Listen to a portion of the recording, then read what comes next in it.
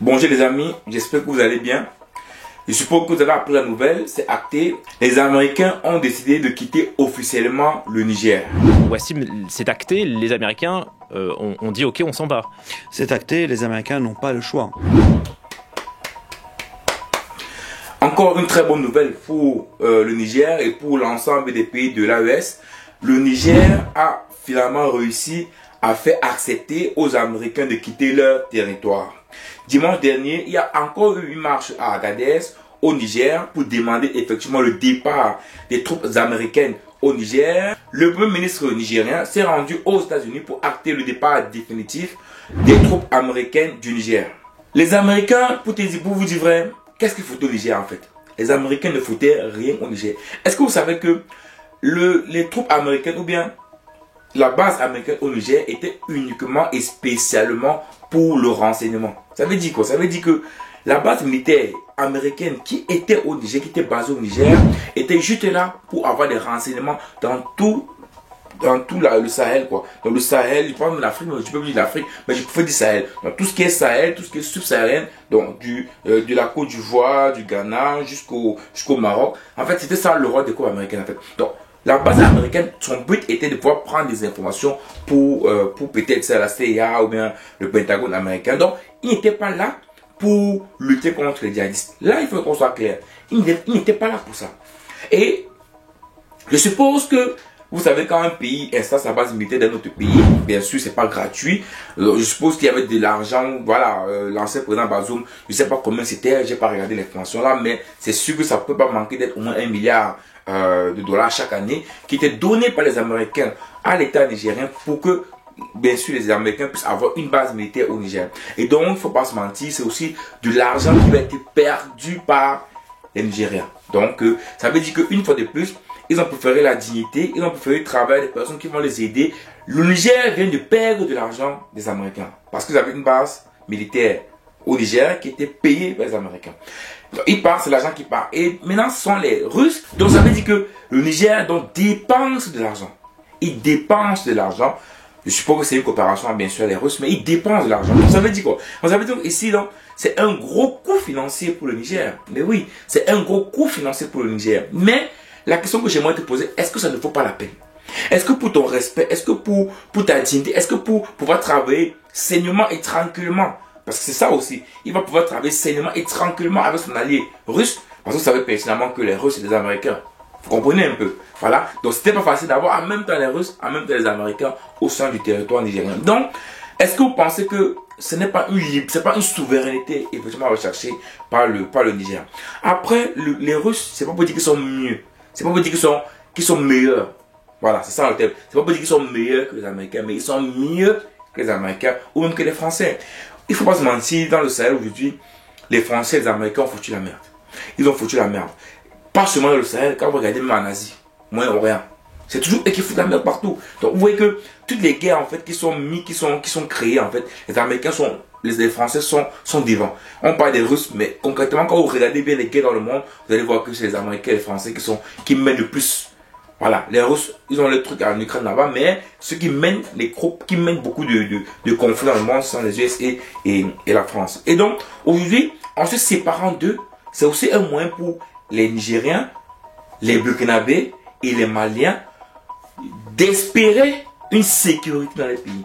C'est comme on m'a dit, mais je vous dis bien, le départ de ces pays, de la France et des USA, c'est un moyen d'espérer de la sécurité au sein du Sahel.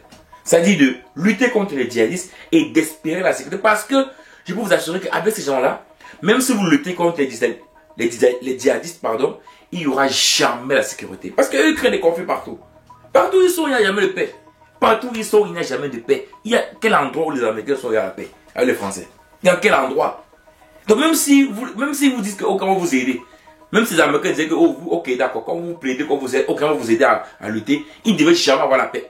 D'ailleurs vous voyez en RDC. Vous voyez la RDC, ça fait combien d'années qu'ils sont là-bas? Plus de 30 ans que l'ONU est là. Parce que je vous dis tantôt que pour moi l'ONU c'est les Américains. On me dit que l'ONU c'est les mondes, l'ONU c'est les Américains. C'est pour ça que les Chinois ont décidé de faire les BRICS avec les autres, parce que l'ONU c'est les Américains.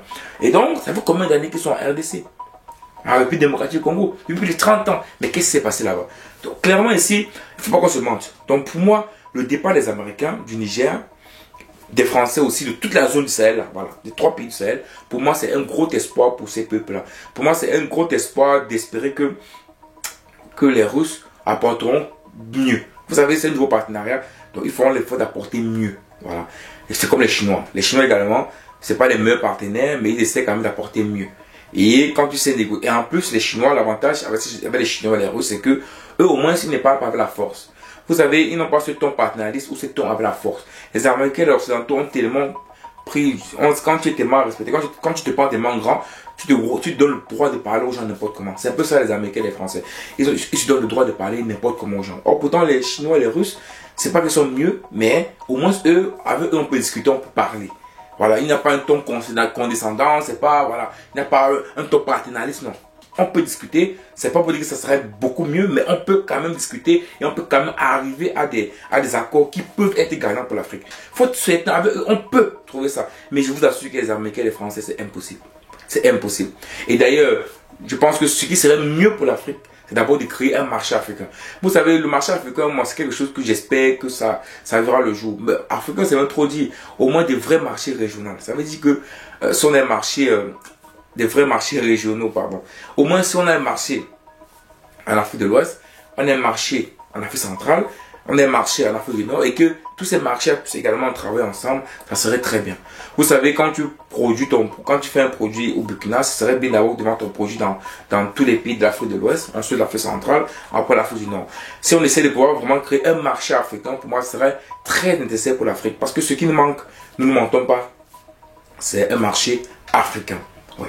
Et ça, en Europe, le marché européen est tellement développé. Vous allez voir, je suis en Belgique, quand tu vas au supermarché, tu vas voir, c'est pas du truc de la chèvre qui vient de l'Italie, du fromage qui vient de l'Italie, du vin qui vient de l'Espagne, l'olive. Le marché européen est très, voilà, c'est très développé. Vous allez voir beaucoup de produits différents qui tournent au sein du marché. Le marché européen, c'est 80%, ouais, 80% entre eux. Et je pense que c'est ça qui manque également en Afrique. Et aujourd'hui, lorsque le Niger, le Mali et le Burkina, effectivement, ils vont sécuriser leur pays, je pense qu'ils vont essayer de développer davantage le marché dans les zones, d'abord de 3, parce que si le marché déjà est dans les 3 zones est développé, c'est là très bien. Si je n'ai pas ça, toi tu as ça, ok, on prend.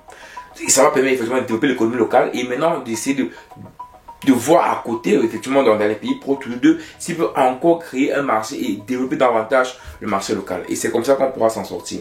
Donc vraiment, félicitations au Niger, félicitations à Abdourahmane Tchani, toujours celui qui cherche toujours à mettre les intérêts du Niger au devant, bien sûr. Et je pense qu'aujourd'hui, le Niger est dans une voie, dans une ligne un peu comme les autres pays, dans une ligne où ils vont vraiment trouver la bonne méthode pour pouvoir lancer d'abord le développement économique, également pour sécuriser les pays et davantage pour trouver les bons partenariats pour eux. Parce que le plus difficile aujourd'hui, c'est en Afrique, c'est de trouver des bons partenariats qui vont réellement aider le peuple nigérien.